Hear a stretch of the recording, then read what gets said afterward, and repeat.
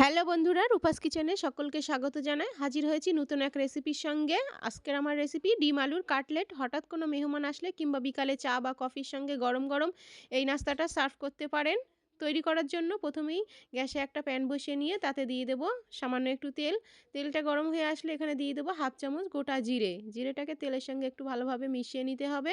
তারপর আমি এখানে দিয়ে দেবো একটা বড় সাইজের পেঁয়াজ। পেঁয়াজটাকে একটু মিহি কুচি করে কেটে নিয়েছি। পেঁয়াজটাকে তেলের সঙ্গে একটু ভেজে নিতে হবে। খুব বেশি ভেজে নেওয়ার একদমই কোনো দরকার নেই। জাস্ট কয়েক সেকেন্ড একটু ভেজে নিলেই কিন্তু চলবে। পেঁয়াজটাকে একদম লাল লাল করে ভাজার দরকার নেই। হালকা একটু কালারটা চেঞ্জ হয়ে আসলেই কিন্তু হয়ে যাবে। তারপর আমি এখানে দিয়ে দেবো গ্রেট করে রাখা আদা, আর দিয়ে দেবো গ্রেট করে রাখা রসুন, সঙ্গে দিয়ে দেবো কাঁচা লঙ্কা কুচি। ঝালটা নিজেদের স্বাদ মতন ব্যবহার করবেন। দিয়ে খুব ভালোভাবে আবারও একটু ভেজে নিতে হবে। রসুন এবং আদার কাঁচা গন্ধটা চলে যাওয়া পর্যন্ত আমাদের কিন্তু এটা ভেজে নিতে হবে। কিছুক্ষণ ভেজে নেওয়ার পর আমি এখানে দিয়ে দেবো দুটো বড় সাইজের আলু সিদ্ধ করে আমি একটু ম্যাশ করে নিয়েছি। তারপর আমি এখানে দিয়ে দেবো হাফ চামচ হলুদ গুঁড়ো, হাফ চামচ দেবো লঙ্কা গুঁড়ো, অবশ্যই লঙ্কা স্বাদ মতন ব্যবহার করবেন। দিয়ে দেবো হাফ চামচ ভাজা জিরের গুঁড়ো, আপনারা এখানে চাইলে ধনের গুঁড়োটাও ব্যবহার করতে পারেন। স্বাদ মতো লবণ দিয়ে আবারও খুব ভালোভাবে মিশিয়ে নিতে হবে। এই পুরটা তৈরির উপরেই কিন্তু কাটলেটের স্বাদটা নির্ভর করে, তাই জন্য পুরটা কিন্তু খুব ভালোভাবে আমাদের রেডি করে নিতে হবে। কয়েক মিনিট এইভাবে খুব ভালোভাবে একটু কষিয়ে আলুটাকে মশলার সঙ্গে আমাদের ভেজে নিতে হবে। ভেজে নেওয়া হয়ে গেলে তারপর আমি এখানে দিয়ে দেবো হাফ চামচ গরম মশলার গুঁড়ো, সঙ্গে দেবো 2 চামচ টমেটো সস, আর দিয়ে দেবো 1 চামচ সয়া সস। এগুলো দেওয়ার পর আমি এখানে দিয়ে দেবো বাদাম কুচি। আপনারা চাইলে এটা স্কিপও করতে পারেন, কিন্তু দিলে খুবই ভালো লাগে। আমি কিছুটা বাদাম এইভাবে একটু কুচি করে কেটে নিয়েছি এবং সব কিছু খুব ভালোভাবে এখন মিশিয়ে নেব। খুব ভালোভাবে কিন্তু নাড়াচাড়া করে আমাদের মিশিয়ে নিতে হবে। আরও কয়েক সেকেন্ড এইভাবে কিন্তু খুব ভালোভাবে মিশিয়ে আমাদের ভেজে নিতে হবে। এখন এই পুরটা একদম রেডি হয়ে গেছে। আমি একটা অন্য পাত্রে তুলে নিচ্ছি। তারপর আমি এখানে একটা বাটি নিয়েছি এবং তাতে দিয়ে দেবো দুটো ডিম।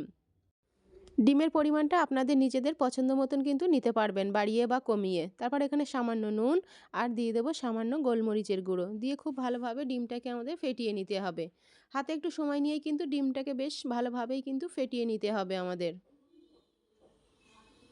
ডিমটা ফেটিয়ে নেওয়া হয়ে গেছে। গ্যাসে ওই একই কড়াইতে আমি দিয়ে দেবো সামান্য একটু রিফাইন তেল। তেলটাকে একটু চারিদিকে এভাবে ছড়িয়ে নেব। তেলটা গরম হয়ে আসলে যে ডিমটা ফেটিয়ে রেখেছিলাম সেই ডিমটা এখানে দিয়ে আমি অমলেট তৈরি করে নেব। চারিদিকে দেখুন এইভাবে ছড়িয়ে কিন্তু অমলেটটা তৈরি করে নিতে হবে। এক সাইড একটু ভাজা হয়ে গেলে অপর সাইডটাও কিন্তু উল্টে আমাদের ভেজে নিতে হবে। ডিমটাকে কিন্তু আমাদের এইভাবে একটু বেশ লালচে করে একটু কড়া করেই কিন্তু ভেজে নিতে হবে। ডিমটা ভাজা হয়ে গেছে। এখন আমি এটা একটা অন্য পাত্রে তুলে নিচ্ছি। তারপর একটা ছুরির সাহায্যে এইভাবে ডিমটাকে আমি 4 ভাগে কেটে নিচ্ছি। দেখুন এইভাবে কিন্তু সমান ভাগে আমরা ভাগ করে কেটে নেব। কেটে নেওয়ার পর তারপরে যে একটা একটা ভাগকেও আবারও এইভাবে দুই সাইড থেকে একটু কেটে বাদ দিয়ে আমি এইভাবে কিন্তু একটু 4 কোণা শেপে তৈরি করে নেব। আপনারা চাইলে কিন্তু এইভাবে 3 কোণা শেপেও কিন্তু তৈরি করে নিতে পারেন। এইভাবে 4 কোণা শেপে তৈরি করলে একটু দেখতে ভালো লাগে। তারপরে এই যে ছোটো ডিমের টুকরোগুলো এগুলো কিন্তু আমি ফেলে দেব না। কাটলেটটা তৈরির সময় এর ভিতরেই কিন্তু দিয়ে দেব।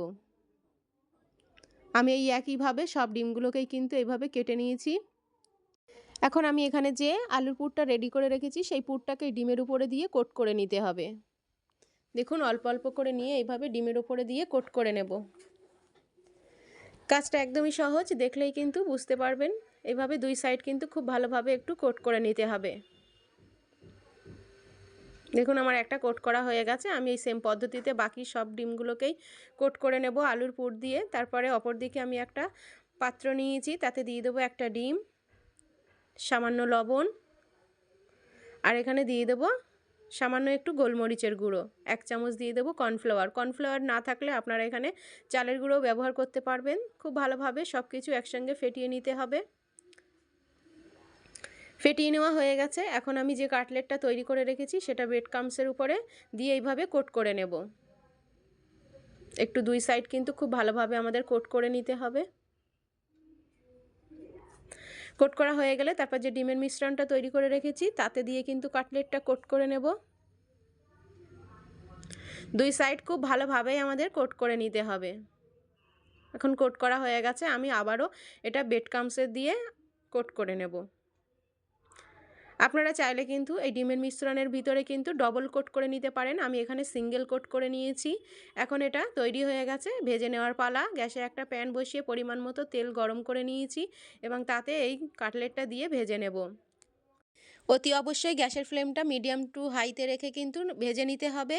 এইভাবে উপরটাতে একটু তেলটা ছড়িয়ে দিতে হবে যাতে তেলের তাপমাত্রাটা দুই সাইডেই সমান থাকে। এক সাইড ভাজা হয়ে গেলে অপর সাইডটাও ওইভাবে উল্টে পাল্টে ভেজে নিতে হবে। দুই সাইড কিন্তু খুব ভালোভাবে আমাদের একটু উল্টে পাল্টে ভেজে নিতে হবে। আমার এখানে ভাজতে সময় লেগেছে 5 থেকে 6 মিনিট। ভাজা হয়ে গেলে এটা তুলে নিচ্ছি। দেখুন দেখতে কতটা সুন্দর হয়েছে। এখন সরাসরি সার্ভ করে নিচ্ছি। আমি এখানে টমেটো সস এবং পেঁয়াজ ও শসা কুচি দিয়ে কিন্তু এটা সার্ভ করেছি। বিকালে চা কিংবা গরম কফির সঙ্গে কিন্তু এটা খেতে দারুণ লাগে। হঠাৎ কোনো মেহমান চলে আসলেও কিন্তু চটজলদি এটা তৈরি করে পরিবেশন করতে পারেন। আশা করি আমার আজকের রেসিপি ভালো লেগেছে। ভালো লাগলে অবশ্যই ভিডিওটিতে একটা লাইক করবেন এবং যতটা সম্ভব শেয়ার করবেন। চ্যানেল সাবস্ক্রাইব করে চ্যানেলের পাশেই থাকবেন। দেখা হবে নতুন রেসিপিতে। ধন্যবাদ।